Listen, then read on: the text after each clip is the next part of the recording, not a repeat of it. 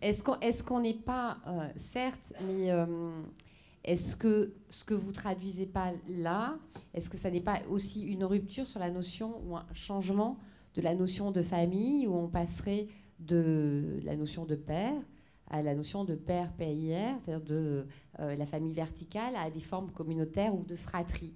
Ce qui était très intéressant dans À qui appartiennent les enfants, c'est qu'en fait, notre perception linéaire de la famille et de la solidarité intergénérationnelle, elle est valable en Occident, elle n'est pas valable dans d'autres pays ou dans d'autres types de cultures où c'est la notion de lignage qui prédomine. Et au final, on est le fils de qui, c'est pas très important.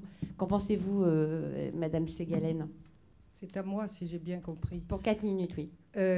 Oui, ce que j'ai préparé ne va pas du tout.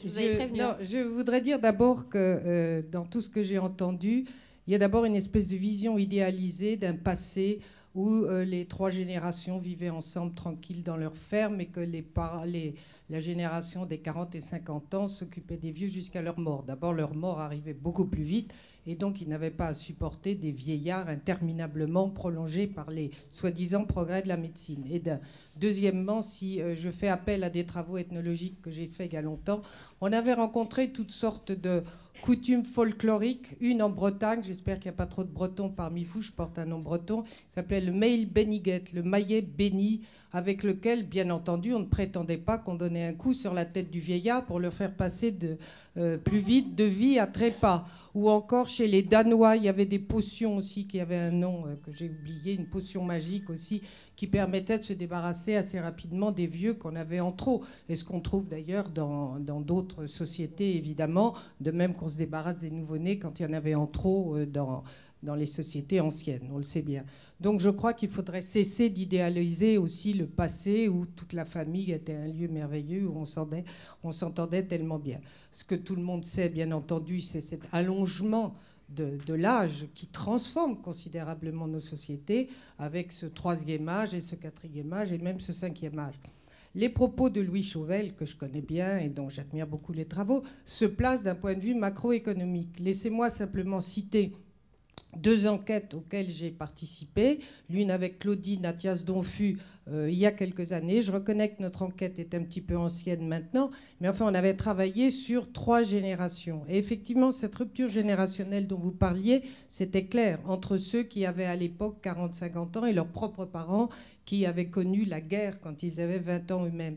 Mais au contraire, il y avait une proximité culturelle entre la génération des 40-50 ans et de leurs enfants que, dans la mesure du possible, et on sait, comme le dit Louis Chauvel, que ça renforce les inégalités entre les classes sociales, dans la mesure du possible, les parents aident énormément leurs enfants qui commencent à être jeunes adultes avec les difficultés qu'on connaît. Et une des façons de les aider, c'est à travers la grand-parentalité. Alors, nous sommes placés d'un point de vue individuel, bien que notre enquête fut une enquête au niveau national sur 3 générations de familles avec un échantillon national, mais on voyait bien qu'il y avait, justement, pour contrer toutes ces difficultés macroéconomiques d'entrée sur le marché du travail, d'accès au logement, etc., l'investissement très fort des grands-parents. Donc je ne vois pas de rupture générationnelle.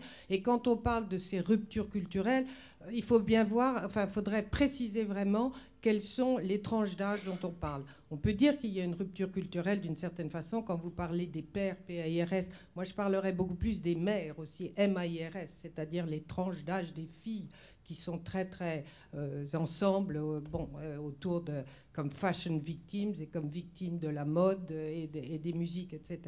Et l'autre enquête plus récente à laquelle je veux faire allusion, qui s'appelle Kinship and Social Security, qui est une enquête européenne à laquelle j'ai participé, où on a fait des enquêtes aussi à la fois ethnographiques sur les réseaux de parenté, sur les liens et les échanges, et on s'aperçoit que cette proximité-là, elle existe aussi entre les générations. Alors je crois qu'elle s'inscrit effectivement dans ce cadre macroéconomique que décrit Louis Chauvel, de difficultés, mais je ne vois pas un tableau aussi noir et catastrophique que celui qui est présenté maintenant.